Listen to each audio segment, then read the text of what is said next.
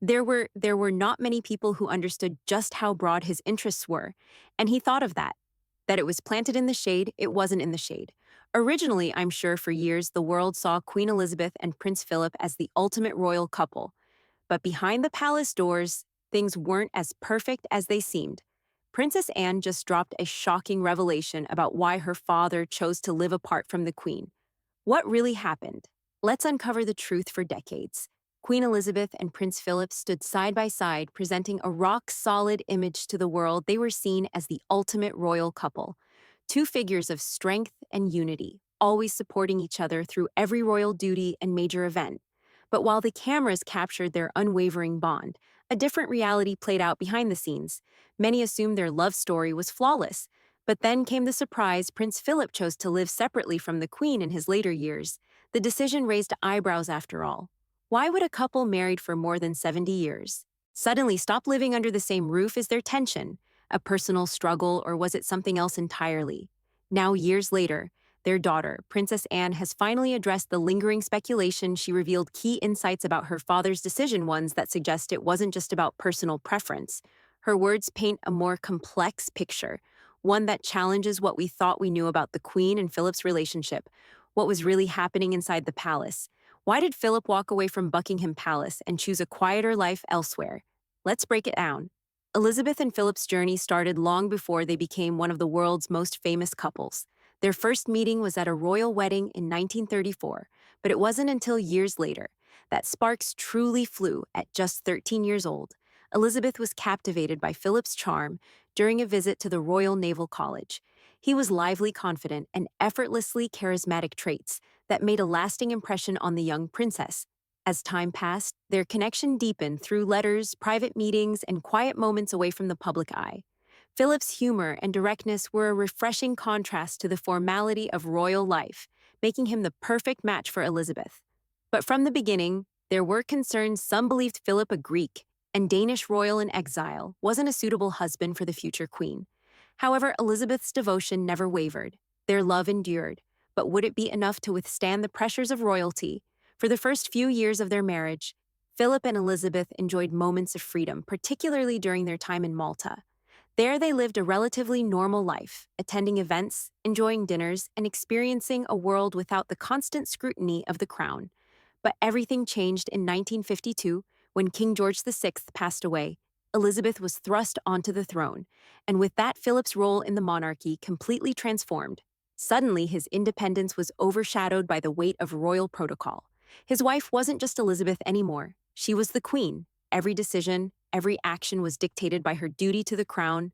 Philip had to adjust, but it wasn't easy. While Elizabeth embraced her responsibilities, Philip found himself struggling to define his place. He was no longer just a naval officer or a husband. He was the Queen's consort, a title without clear authority or direction. Being the Queen's consort came with expectations, little personal power.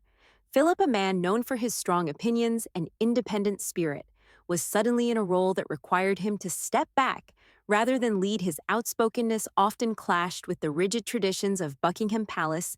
While Elizabeth embraced structure, Philip preferred action. He thrived in leadership, but was expected to quietly support his wife without making major decisions.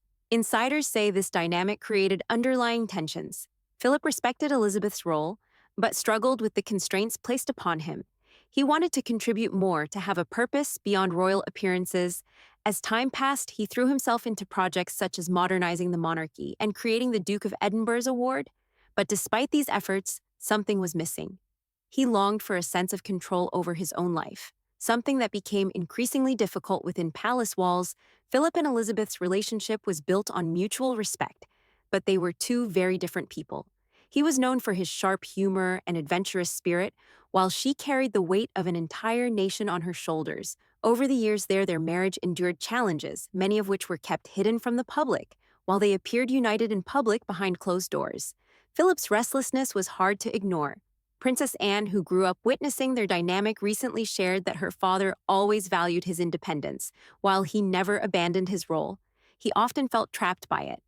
This struggle between duty and personal freedom lingered for decades. It wasn't about love, it was about identity.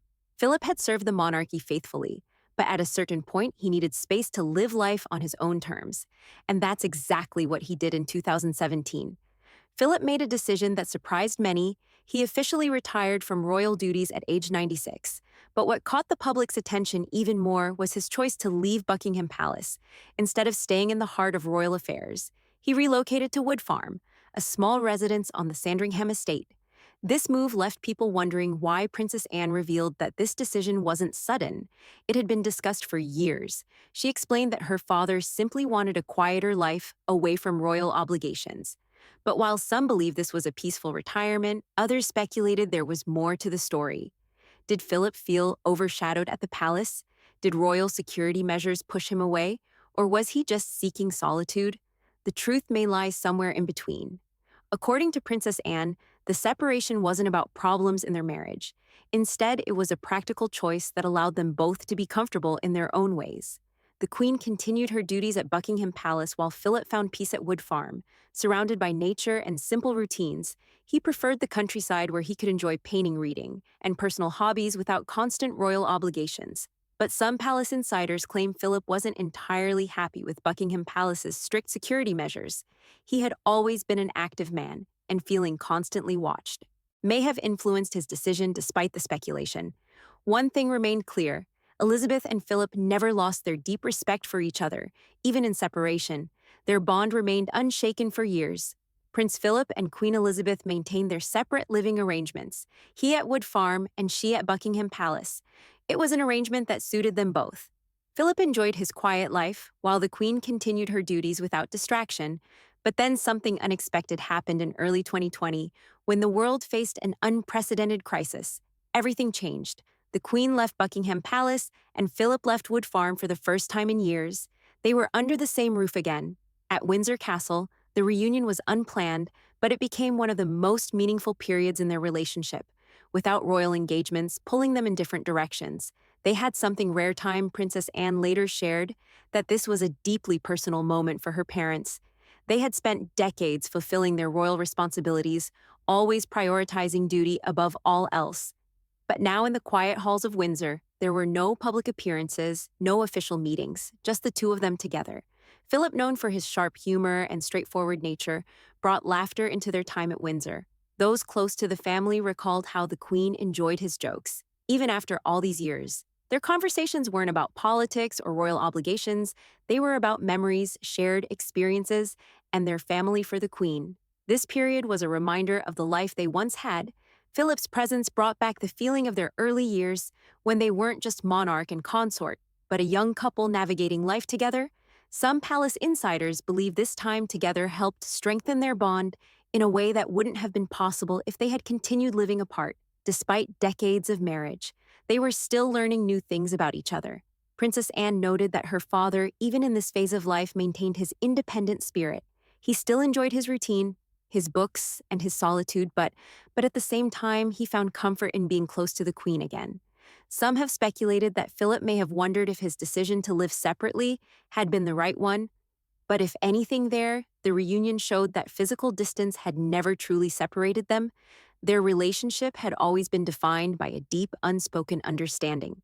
Their time at Windsor was in many ways a quiet farewell, a chance to appreciate the years they had spent together. It was a reminder that while their lives had been shaped by duty, their love had endured even in their own unique way. What do you think? Was this a personal choice or a quiet rebellion? Share your thoughts in the comments below. Don't forget to like, subscribe, and check out our next video for more royal secrets.